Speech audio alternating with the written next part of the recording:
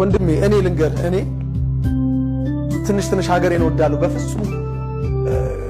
ከዚህ በፊት የነበሩትን የውጭ ሀገር መሄድ እድሎች እኔ ሀገሬ ላይ ነጭ በልቼ ነጭ ነድቼ ነው የምኖረው ነጭ ለብሼ ብዬ ብዙ እድሎቹን ያሳለፍኩት ልጅ አሁን በዚህ ሰዓት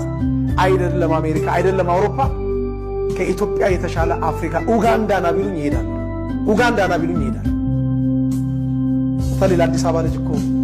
እየኖርን አይደለም እኮ በጣም በብዙ ነገር ተቸገረናል እኮ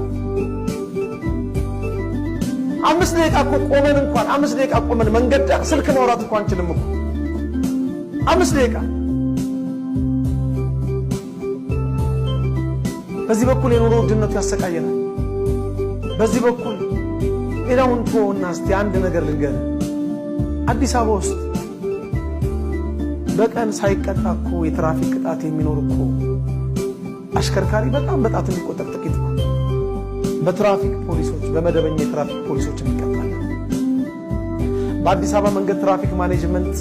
ሰራተኞች እንቀጣለን የፌደራል ፖሊስ ልብስ በለበሱ የትራፊክ አባላት እንቀጣለን እነዚህን ሁሉ አልፈን እቤት ገብተን በደንብ አስከባሪ አረ በብዙ ነው የምንሰቃየው ታውቀዋለህ እኔ ይሄንን ቪዲዮ ለመስራት ወደዚህ ስመጣ 1500 ብር ተቀጥቻለሁ አሁን ከ30 ደቂቃ በፊት አሁን ዛሬ 11:07:18